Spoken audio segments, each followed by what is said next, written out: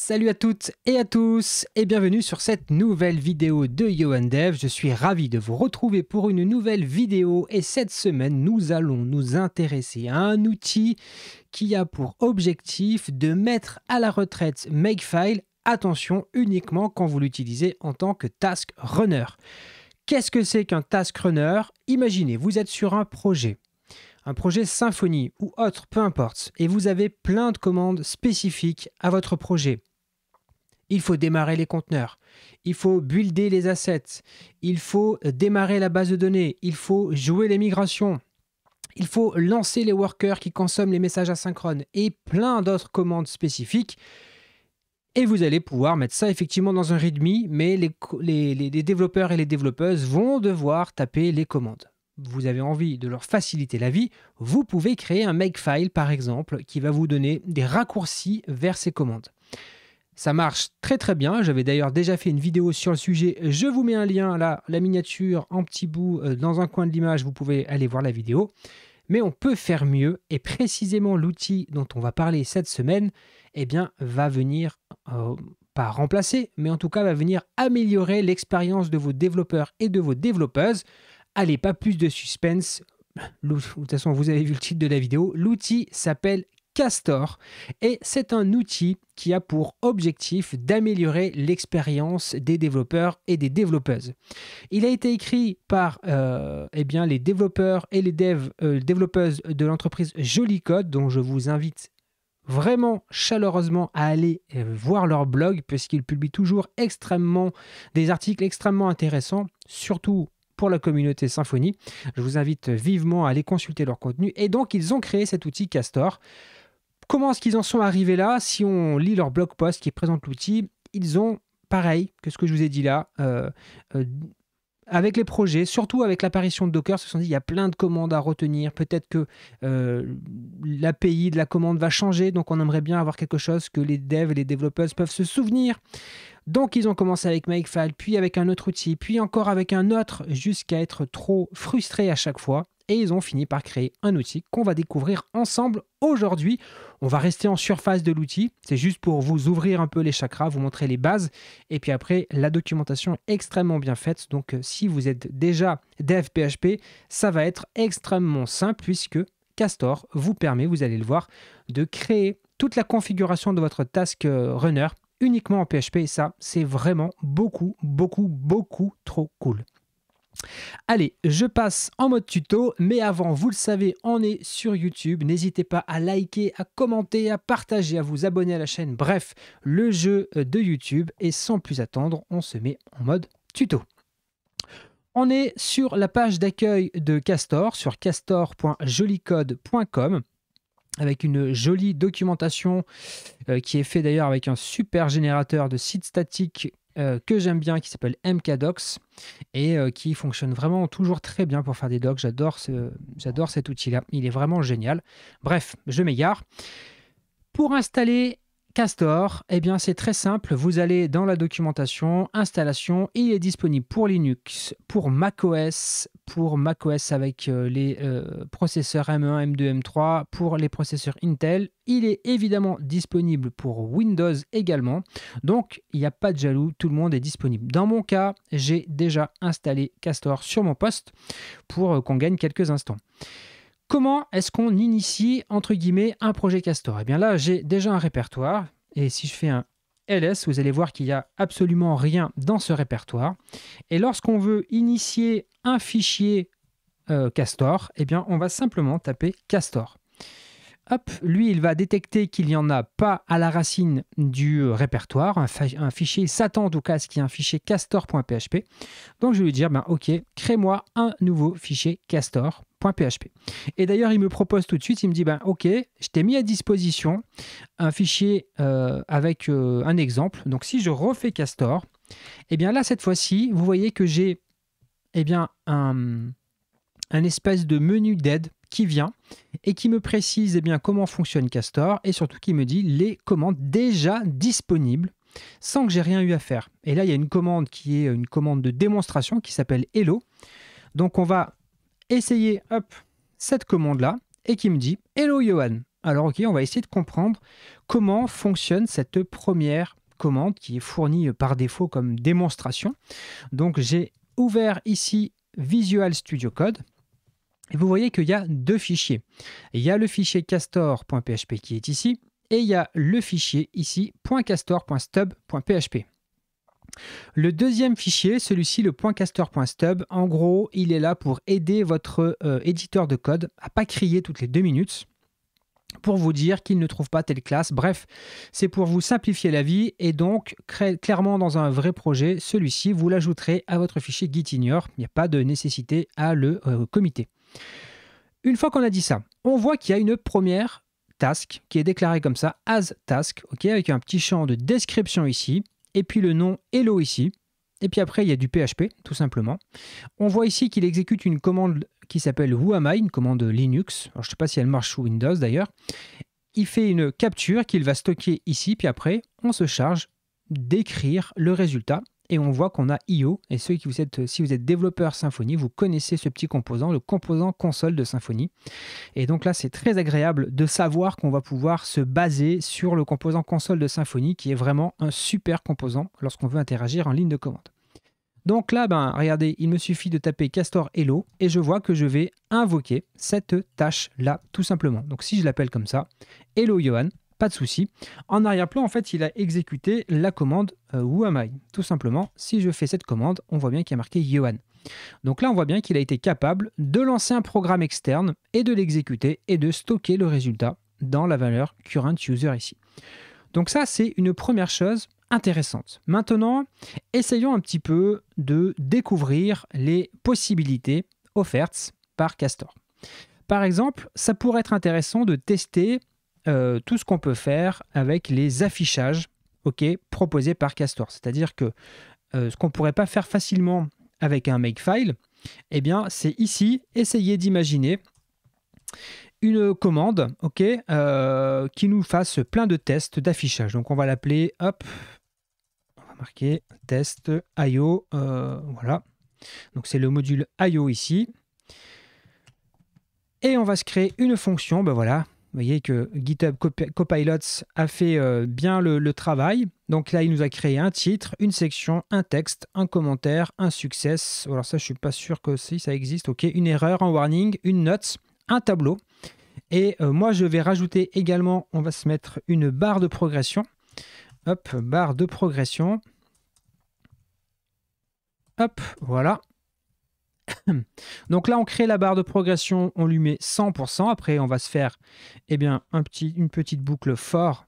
Hop, on va boucler sur les 100. On va mettre une petite période là de patience. Ouais, ça fait peut-être beaucoup. Voilà, comme ça. On avance à chaque fois. Donc là, par contre, il est en train de me faire n'importe quoi Copilot. Donc, on ne va pas se baser sur Copilot. On va faire IO. OK. On va faire un progress start. Voilà, c'est ici, on lui met 100, on fait notre petite boucle, on fait le progress advance, et une fois qu'on est sorti de la boucle, on fait un progress finish pour dire qu'on a terminé la boucle. Donc là, c'est juste une commande toute simple pour tester les possibilités d'affichage, en tout cas dans la clé. Donc là, ce qui va être intéressant, c'est déjà si je tape juste Castor sans rien d'autre, vous voyez qu'automatiquement, il vient de documenter ma nouvelle commande. OK ? Donc ça, c'est super génial parce qu'il n'y a pas grand-chose à faire et automatiquement, c'est bon, c'est disponible, vous n'avez rien à faire. Donc là, si je fais mon test IO ici comme ça, j'ai bien, hop, mon petit affichage. Alors, j'ai peut-être zoomé un peu trop dans le terminal. On va relancer ici.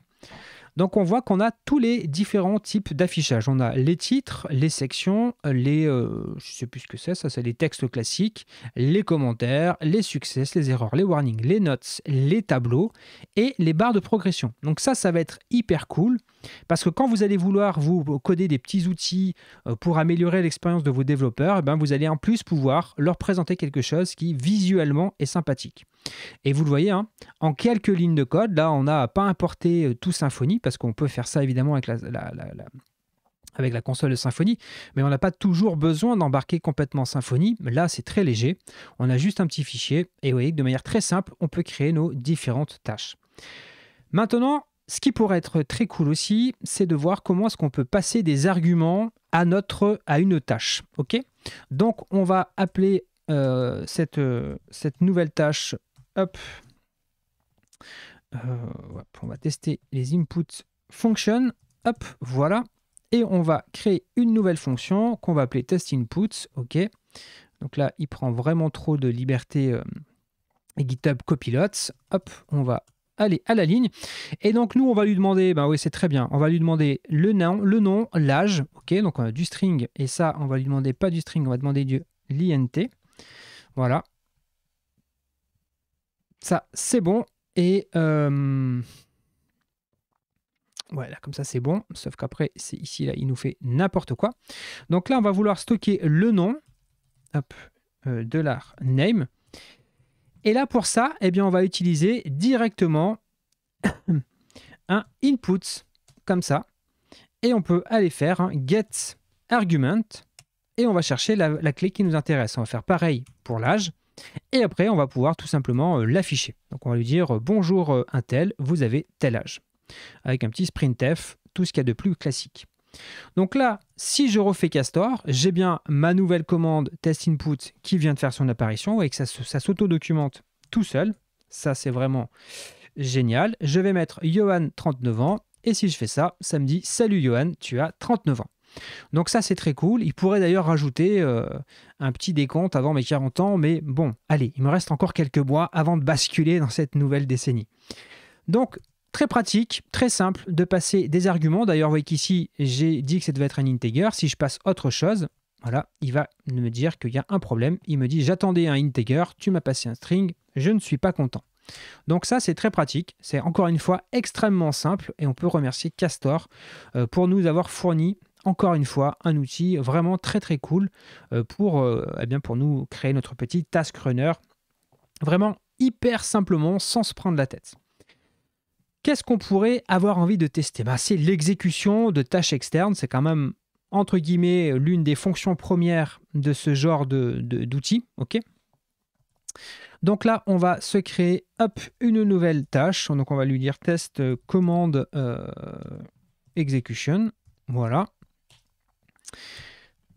Voilà, il est parfait. Donc nous, on ne va pas vouloir faire tout ce tralala pour le moment. On va juste utiliser une fonction qui s'appelle run, ok.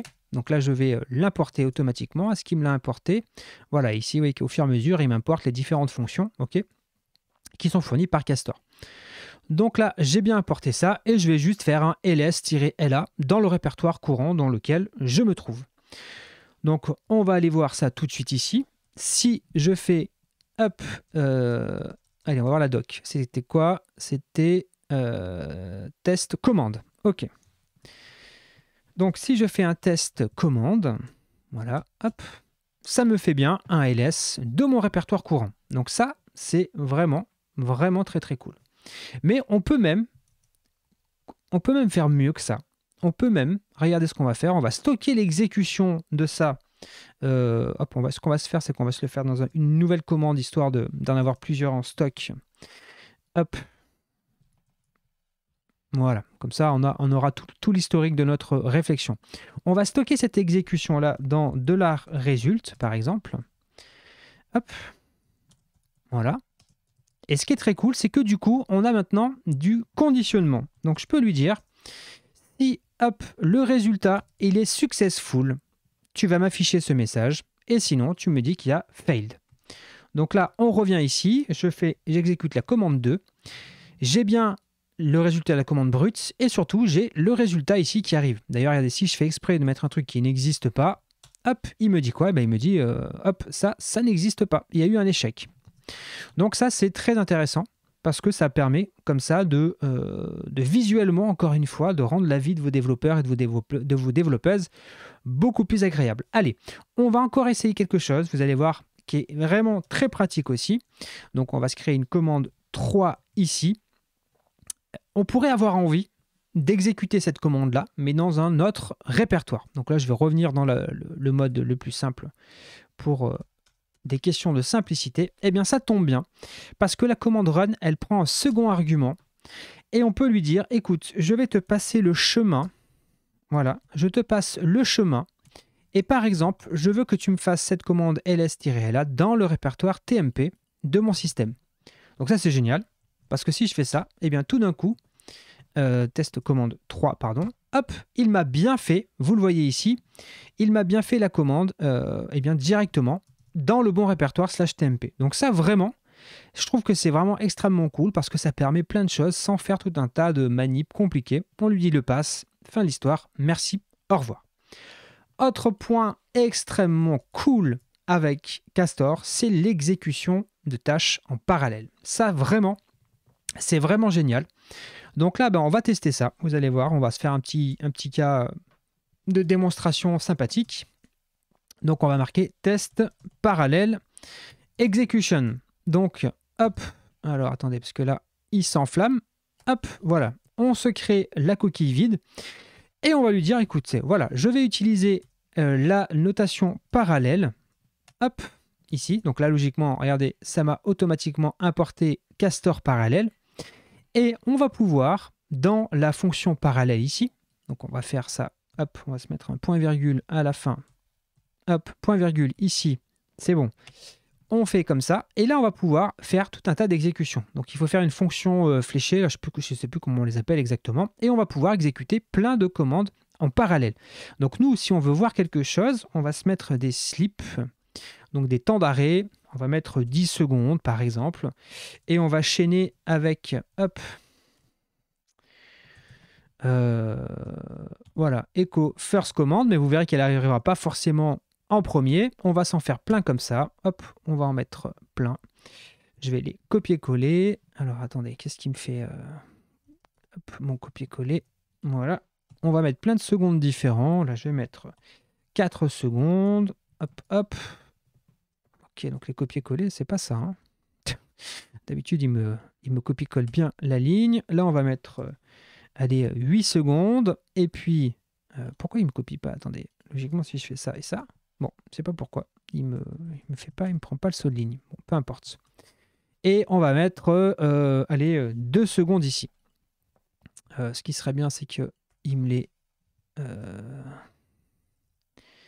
il compte bien comme il faut. Voilà, tant qu'à faire. Hop. Voilà. Hop. Et la dernière. Voilà, parfait. Donc là, ce qui va être très cool, encore une fois, je reviens dans mon terminal. Regardez, si je tape Castor, évidemment, vous l'avez compris, au fur et à mesure, automatiquement, il a documenté ma nouvelle collection de commandes.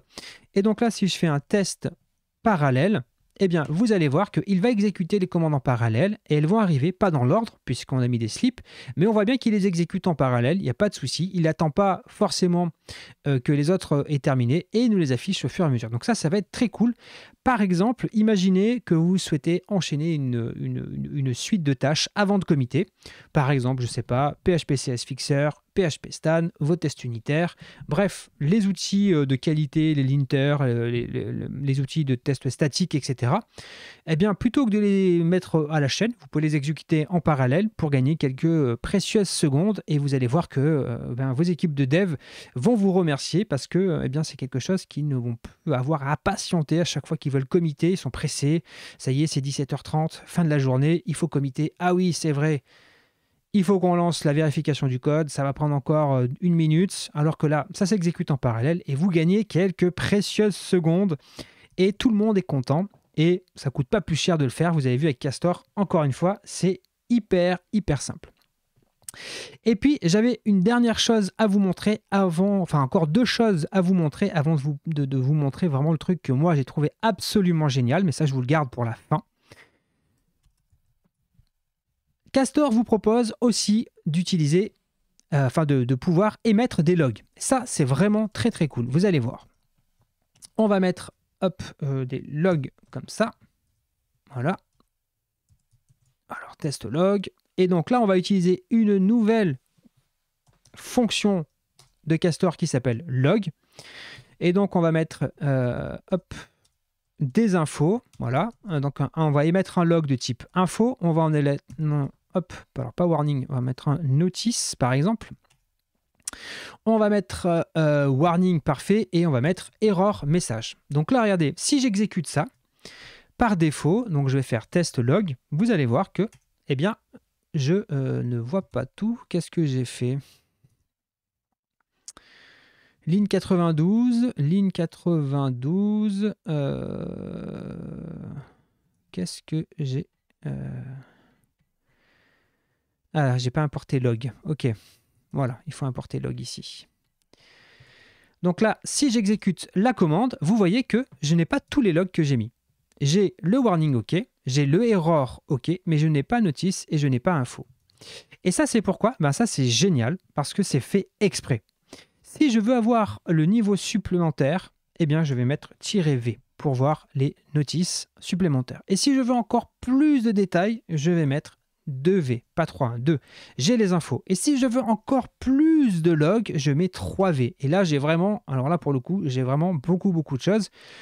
C'est même pas forcément très lisible. Ça, c'est vraiment si vous êtes vraiment en mode debug, vous avez vraiment besoin de voir ce qui se passe. Mais honnêtement, si vous mettez avec 2 V comme ça, eh bien là, vous avez tous les niveaux de log que vous allez émettre dans votre petite task runner. Donc ça, c'est vraiment très cool. Ça peut vraiment aider pour le debug quand on a besoin d'avoir plus ou moins d'informations en fonction de ce qu'on veut débugger. C'est vraiment très pratique. Et vous voyez encore une fois, hop, ici, en quelques lignes de code, hop, ça fonctionne, pas besoin de se prendre la tête, ça a été pensé pour être très agréable. Et enfin, il y a une autre chose que je voulais vous montrer, mais je pense que je ne vais pas pouvoir vous le montrer ici, mais je vais vous montrer comment on fait le code, mais ce n'est pas sur le bon écran, donc je ne pourrais pas vous le montrer ici. C'est les notifications. Imaginez, vous avez, je sais pas, une tâche qui prend du temps, un build de Docker par exemple. Vous avez une commande qui vous permet de builder Docker. C'est très long, ça prend plusieurs minutes et vous souhaitez que votre système d'exploitation soit notifié. Eh bien, ça existe évidemment avec la petite méthode Notify. On va même pas mettre le type ici, on va mettre juste Notify et le message. Et ça, c'est vraiment génialissime, mais je ne vais pas pouvoir malheureusement vous le montrer. Notify, hop, comme ça. Notification. Ok, j'ai fait une faute de frappe. Notification, oui, c'est ok. Il me propose de corriger. Et donc là, en fait, alors est-ce que je peux vous le montrer? Comment je peux vous montrer ça? Si je peux essayer de vous faire un truc, bougez pas, on va tenter un truc. Je vais faire un screenshot. Voilà, hop. Et donc, en fait, dans mon système, voilà, sur mon autre écran, hein, en fait, en dessous de ma barre, moi je suis sur un Ubuntu, donc j'ai l'heure, j'ai cette petite notification qui s'est affichée ici pour me dire, eh bien, Castor vient de m'envoyer un message et ceci est un message d'information. Donc ça, c'est vraiment très cool. Donc si vous avez quelque chose d'un petit peu long, vous pouvez mettre ça en tâche de fond, vous faites autre chose et puis bim, moi ça bip hein, dans mon casque. Ça m'avertit qu'il y a une nouvelle notification qui est arrivée. Donc ça peut être aussi très pratique pour les tâches qui sont un petit peu longues. Et ça, c'est vraiment, encore une fois, hyper bien pensé pour les développeurs et les développeuses pour leur faciliter la vie. Alors évidemment, on n'a pas pu, dans cette vidéo, je ne peux pas vous parler de tout ce qui est possible de faire avec Castor, parce qu'il y a tellement de choses, c'est assez fou. Regardez ici tout ce que vous pouvez faire. Vous pouvez interagir avec le cache, vous pouvez interagir avec le file system. Là, aujourd'hui pour le travail, j'ai eu l'occasion d'utiliser ça, c'est génial. Vous avez la possibilité, qu'est-ce qui est intéressant ici, de faire des requêtes HTTP. C'est vraiment très simple puisque ça utilise le HTTP client de Symfony, donc c'est vraiment génial. Vous pouvez ouvrir des URL, bien sûr. Vous pouvez faire du SSH, très simplement. Vous voyez que vous pouvez facilement exécuter des commandes en SSH.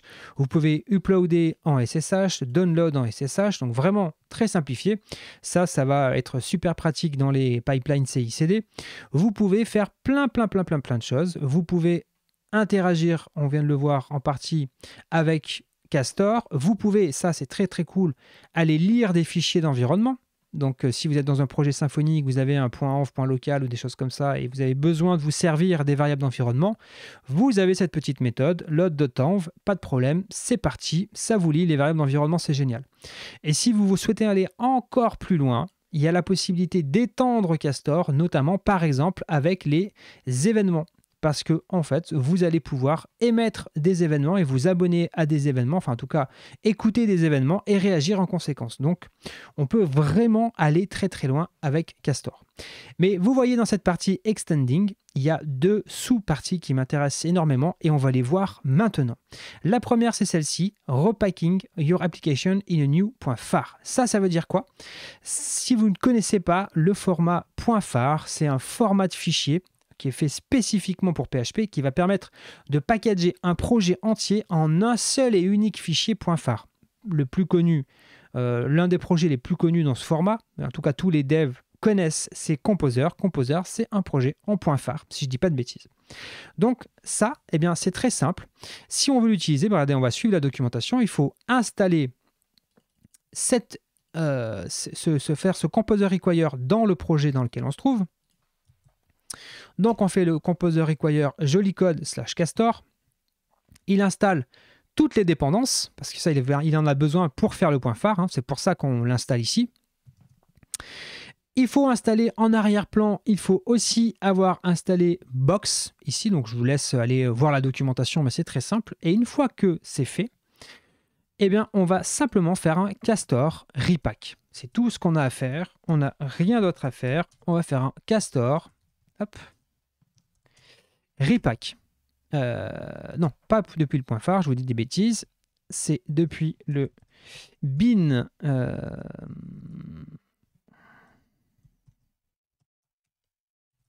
vendor bin Castor repack. Voilà. Et là, logiquement, hop, il est en train de fabriquer tout ça. Et donc là, regardez ce qu'il nous dit. Il nous dit, bah, c'est bon, j'ai fini mon travail. Et logiquement, ici, on a bien un nouveau fichier qui fait son apparition. Alors, il y en a plein, il y a le composer.json, le vendor, etc., etc. Mais il y a ce fichier-là, le myapp.linux, on peut le renommer comme on veut. Il ne va pas s'ouvrir parce que c'est un fichier particulier. Mais si je veux l'exécuter, j'ai qu'à faire ça, à faire PHP, parce que c'est du PHP, et je lui donne le nom du fichier .phar. Et là, j'ai accès à toutes les commandes qui étaient disponibles dans mon application. Donc ça, c'est très cool. Si je fais par exemple hello, pas de problème, ça fonctionne. Donc ça, c'est vraiment extrêmement cool, parce que si vous avez maintenant un besoin de distribuer votre fichier, vous n'avez pas besoin d'avoir Castor installé sur le poste à côté, etc. Non, vous avez juste à donner ce fichier .phar et c'est terminé. Les gens peuvent utiliser votre task runner. Mais on peut aller encore plus loin. On peut aller encore plus loin parce que regardez ce qu'il y a dans la documentation et que moi j'ai trouvé absolument génial. C'est la possibilité de compiler cette application dans un binaire. Et alors là, pour distribuer, ça va être encore plus simple, même si pour le moment, je crois que voilà, ça ne marche pas pour Windows. Eh bien, ça va être extrêmement cool parce que vous allez pouvoir fabriquer un binaire, donc un exécutable, que vous allez pouvoir distribuer encore plus facilement que le .phar, puisque ça ne nécessite pas que la personne qui l'exécute ait besoin de PHP. Donc, je crois qu'il n'y a pas besoin logiquement, non, il n'y a pas besoin qu'il y ait PHP. OK ? Donc, pour ça, c'est très simple. Il nous suffit de taper cette commande-là, vendor bin castor compile. Je vais aller ici et lui donner le nom de notre fichier phare, donc myapplinux.phar. Et là, hop, il vient de faire quoi? Il me dit, c'est bon, j'ai compilé ton application, je t'ai créé un binaire. Il est ici, bon, il classe un fichier binaire, il fait, vous voyez, 13 mégas, il embarque tout ce qu'il faut. Et là maintenant, alors pour l'exécuter, eh bien, il faut hop, que j'aille ici. Et il faut que je le rende exécutable parce que sur mon système, par défaut, il ne sera pas évidemment exécutable. Donc on va faire un petit chmod hop, plus X myapplinux 64, c'est juste pour le rendre exécutable. Et maintenant, si je veux l'exécuter, ben, j'ai plus qu'à taper le nom de mon binaire, taper l'une des commandes que j'avais, et pas de souci, ça fonctionne. Et ça, c'est absolument génialissime parce que ça va permettre de créer des petits outils comme ça, hyper simplement, hyper rapidement, de les distribuer presque en cross-platform. En tout cas, ça a marché sur Linux et sur macOS. Tout ça écrit en PHP, sans se prendre la tête. Regardez, on a fait ça très simplement. On a découvert ça en quoi? En une centaine de lignes de code maximum, et 104 lignes de code. C'est très simple. Et ça permet de faire des choses hyper intéressantes. À noter aussi, j'en profite, si vous voulez des exemples, eh bien regardez, vous allez dans la doc, Vous allez sur exemple et vous allez dans Example Directory. Et là, vous allez avoir une collection phénoménale d'exemples vraiment pour vous inspirer sur comment faire. Par exemple, regardez ici, il y a Symfony. Donc là, on va avoir plein de commandes intéressantes autour de Symfony. Vous pouvez aller regarder tout ça. Il y a plein de commandes. Je ne sais pas si vous voulez voir sur les env, comment on peut faire. Là, vous avez un exemple pour aller lire des variables, pour afficher des variables d'environnement. Vous allez, je sais pas, interagir avec le file system. Vous avez une démonstration. Comment je crée un répertoire, comment je fais ceci, comment je fais cela. Bref, vraiment, vous pouvez aller creuser ça. Et puis, évidemment, vu que c'est du PHP, vous pouvez coder tout ce que vous faites habituellement en PHP. Ne vous embêtez pas à faire autre chose. C'est du PHP. Donc, vous pouvez vous faire plaisir largement avec Castor. Écoutez, je crois que je suis arrivé à la fin de ce que j'avais envie de vous présenter. Vous voyez, il a fallu une petite demi-heure pour vous présenter en surface cet incroyable Task Runner Castor. J'ai vraiment hâte de migrer certains projets sur lesquels j'interviens où on travaille avec Makefile et c'est très bien. Mais par exemple, mes collègues qui travaillent sous Windows, c'est toujours un peu compliqué de les faire travailler avec un Makefile parce que ça marche plus ou moins sous Windows. Là, peut-être avec Castor, on a la chance d'avoir quelque chose un peu plus fonctionnel sous Windows, puisqu'il suffit d'avoir PHP et ça va fonctionner. Donc, je pense que ça sera un peu plus intéressant. Et puis surtout, on va pouvoir faire des choses un petit peu plus avancées. C'est plus facile à écrire qu'un Makefile. En tout cas, pour moi qui suis développeur PHP, c'est évidemment plus simple. Donc voilà, venez me dire dans les commentaires ce que vous en pensez. Un gros big up à Jollycode de nous avoir fourni cet incroyable outil. Vraiment, merci parce que c'est vraiment des petits outils comme ça qui peuvent changer le quotidien. Moi, aujourd'hui, j'ai gagné plusieurs heures. Aujourd'hui, j'ai préparé la vidéo, là, ça fait 2 jours que je la prépare. Et cet après-midi, j'ai eu un cas concret au travail que j'ai pu résoudre avec ça. Ça m'a évité d'installer tout un projet Symfony juste pour pouvoir aller faire un petit truc très temporaire. Là, hop, j'ai fait un truc avec Castor à usage quasiment unique. Donc pas la peine de faire un truc très complexe. Pas bam boum, ça a fonctionné. J'ai pu le déployer sur un serveur, lancer la commande et aller boire un café. Enfin non, parce que je suis en plein ramadan et que je jeûne, mais vous avez compris l'idée. En tout cas, écoutez, si cette vidéo vous a plu, n'hésitez pas à liker, commenter, partager. Venez nous partager vos expériences avec le Task Runner. Je sais qu'il existe d'autres solutions. Est-ce que vous en utilisez d'autres? Est-ce que vous allez tester Castor? Et moi, je vous donne rendez-vous très bientôt pour une nouvelle vidéo. Merci à toutes et à tous et à très bientôt. Salut!